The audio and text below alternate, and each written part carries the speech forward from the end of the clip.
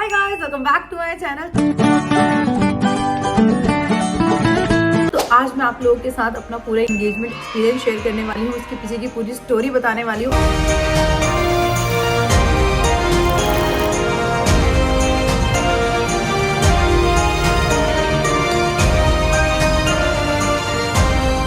इस ब्लॉग को लाने में थोड़ा सा लेट हो गया, बट बीच में थोड़ा बिजी चल रही थी और ये ब्लॉग लाना भी बहुत इंपॉर्टेंट था क्योंकि इतने दिनों से ना सोशल मीडिया पे हमारी एंगेजमेंट को लेके बहुत सारे असम्पशंस, मिथ और इनकम्प्लीट वीडियो सर्कुलेट हो रहे थे। हर कोई अपनी तरफ से अपनी स्टोरी बना बना के पोस्ट कर रहा था, तो मुझे लगा कि यार अब टाइम आ गया है कि मैं सब कुछ सामने से आपको खुद बताऊं। तो इस वीडियो में मैं आपको अपने एंगेजमेंट वाले दिन की पूरी जर्नी दिखाऊंगी कि सुबह से लेकर रिंग सेरेमनी तक हमने क्या क्या किया, हम लेट क्यों हुए, मैं इतना इमोशनल क्यों हुई, और साथ ही मैं अपने आउटफिट को भी पूरा ब्रेक डाउन करूंगी क्योंकि उसको लेके भी, उसके पीछे भी बहुत ज्यादा कंफ्यूजन क्रिएट हो गया है। तो चलो बिना किसी देरी के इस ब्लॉग को स्टार्ट करते हैं। तो जैसे कि आपको पता है 22 जून 2026 को हमारी एंगेजमेंट हुई थी। एंगेजमेंट की मॉर्निंग में मैं सोच रही थी व्लॉग करने की, लेकिन उस दिन मेरे पे टाइम ही नहीं हो पाया। सुबह मॉर्निंग में हमने एक छोटा सा पार्ट रखा था अपने इष्ट देवों और पितरों के नाम का, क्योंकि हमारे यहाँ शुभ काम करने से पहले उनको जरूर याद किया जाता है ताकि हमारे सारे काम सफल हो जाए। तो सुबह 8 बजे पंडित जी ने आना था। हम 5-6 बजे से ही तैयारियों में लग गए थे। तो जैसे ही पंडित जी आए, थोड़ा बहुत मंदिर मम्मी ने सजा दिया था, थोड़ा उन्होंने आके लगाया। देन पार्ट स्टार्ट हुआ 10:30 के आसपास, वो खत्म हो गया। उसके बाद हम लोगों ने खाना वगैरह खाया और मेकअप आर्टिस्ट हमारी आने वाली थी 12 बजे। और ये सबसे बड़ी मिस्टेक थी कि हम 4 जने रेडी होने वाले थे और हमारे पास एक मेकअप आर्टिस्ट थी। मम्मी तान्या अंजलि का घर पे ही होने वाला था और मेरा वेन्यू में होने वाला था। तो यहाँ पे हमारी गलती हुई कि हमने उसको 1 घंटा लेट बोल दिया कि आप 1 घंटा लेट आना, यानी 1 बजे आना। तो जब वो 1 बजे आए तो उन्होंने पहले अंजलि और तान्या का मेकअप स्टार्ट किया। और मेकअप में तो भाई टाइम लगता ही है, हेयर स्टाइल में टाइम लगता ही है, और पहले तो वो उनका सारा सेटअप लगाने में भी टाइम लगता है। तो अंजलि का मेकअप हुआ, तान्या का मेकअप हुआ, उसके बाद मम्मी का भी आधा ही हुआ था और हमें घर पे ही 4:30 बज गए थे। जैसे जैसे घड़ी की सुइयां बढ़ती जा रही थी, मेरा मूड खराब होते जा रहा था क्योंकि मैंने सबको बोला था कि 6:30 इवन मैंने अभिषेक को भी बोल दिया था, मैंने पंडित जी और को भी बोल दिया था, और सारे गेस्टों को मैंने बोल दिया था कि भाई हम 7:30-8 बजे तक सब कुछ शुरू कर देंगे, तो टाइम से आ जाना, जो आया आया, जो नहीं आया नहीं आया। और मैं ही वहां 9 बजे तक नहीं पहुंची थी। सबसे इंपॉर्टेंट है कि टाइम की वैल्यू करना। अगर मैंने किसी को टाइम दिया तो मैं चाहती हूँ कि मैं वहां पे टाइम से पहुंच जाऊं। और उस दिन हम इतना ज्यादा लेट हो गए थे, मुझे इतना गुस्सा आ रहा था। मैंने कहा यार अब मैं कैसे सबको फेस करूंगी, क्योंकि मैं सबके पीछे पड़ी थी टाइम से, और मैं खुद नहीं टाइम से वहां रेडी हो पाई। जब मैं अपने वेन्यू पे पहुंची ना, मैंने ड्रेस ही डाली थी कि गेस्ट आने भी स्टार्ट हो गए थे, और जब मेरा बेस बना था तब तक अभिषेक और भी पहुंच गए थे और मेरा इतना ज्यादा मूड खराब हो रहा था। मैंने कहा यार अब ये लोग क्या सोचेंगे कि लड़की को टाइम की वैल्यू नहीं है, पर इनको कैसे समझाऊं कि भाई अरे सिचुएशन ऐसी बन गई थी कि भाई नहीं हो पाया टाइम से कुछ भी, जैसा मैंने सोचा था वैसा कुछ भी नहीं हो पाया। एक जो एडवाइस मैं हर ब्राइड टू बी को दूंगी वो यही कि अगर आप अपनी मेकअप आर्टिस्ट करते हो तो अपने लिए पर्सनल करो, और अगर दूसरी नहीं देखनी, उसी से करवाना है, तो अपना टाइम 2 घंटे पहले लेके चलो। तो मैंने ये चीज सीखी है। होने को शादी में भी हमारी शायद सबकी एक ही होगी, पर मैंने बोल दिया है कि भाई मुझे अब इतने बजे दे देना। देन उसके बाद का तो हमने अभिषेक वाले चैनल पे सारा कुछ बता ही दिया था। 8:30 के आसपास हमारी एंट्री हुई। देन पूजा में भी आधा-पौना घंटा लग गया था। पूजा खत्म करते ही हमने रिंग सेरेमनी करी। रिंग सेरेमनी के बाद हमने फोटोज क्लिक नहीं करी क्योंकि डीजे बंद होने का टाइम दिल्ली में 10 बजे का है। तो हमने कहा पहले डांस परफॉर्मेंसेस करवा देते, और कुछ डांस क्लिप्स मैं आप लोगों के लिए लगा भी रही हूँ, सबके थोड़े, और सभी ने बहुत सुंदर डांस परफॉर्मेंसेस दिए। मतलब मुझे तो देख के इतना खुश हो गया था। मैं सबके उसमें इतनी होटिंग कर रही थी, चिल्ला रही थी। जब घर पे मेरी वीडियोज आई ना, मेरी मम्मी कह रही देखो दुल्हन को देखो, इतनी जोर जोर से चिल्ला रही है।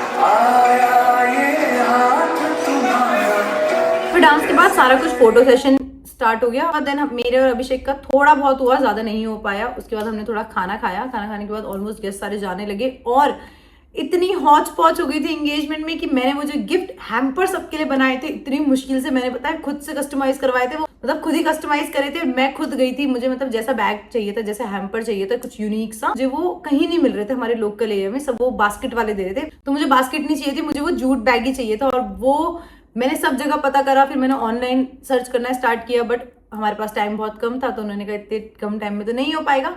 तो मैं खुद सदर गई और मैं गए, हमने सारे सामान खरीदा उसके अंदर डालने के लिए, खुद बैठ के बैग बनवाए। हमारे बेस्ट पार्टी एसेंस की टीम ने मेरे साथ मिल के वो सारे गिफ्ट हैम्पर्स रेडी करे।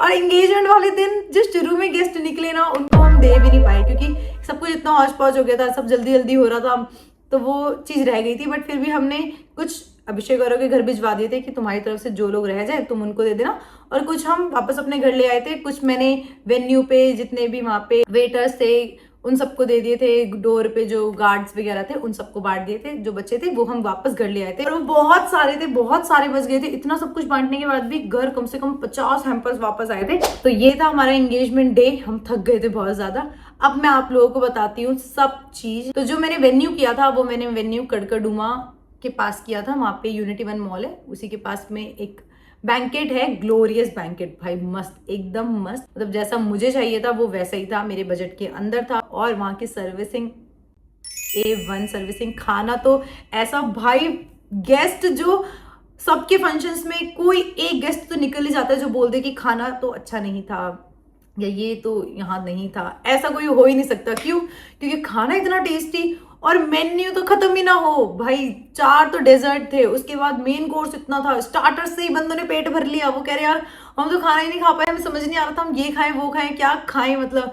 तो ओवरऑल मतलब बैंकेट तो हमारा एक नंबर था। Second, outfit. भाई आउटफिट को लेके इतनी सारी वीडियोस, ठीक है। हाँ, मैंने जब मेरा आउटफिट खरीदा तो मुझे नहीं पता था कि ये एक कॉज स्टैब्लिश क्रिएटर ने पहना हुआ है। मुझे देखो सिंपली मुझे यूनिक के पीछे नहीं जाना था कि भाई मुझे तो कुछ यूनिक पहनना है जो इंटरनेट पे आज तक किसी ने ना पहना हो, सिर्फ मैंने ही पहना हो।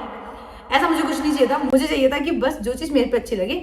अब पहले ना हम रेंट पे देख रहे थे, तो हम रेंट के लिए गए, वहां मैंने 4-5 गाउन ट्राई करे, जिसमें से एक मुझे पसंद आ रहा था, एक अभिषेक को पसंद आ रहा था।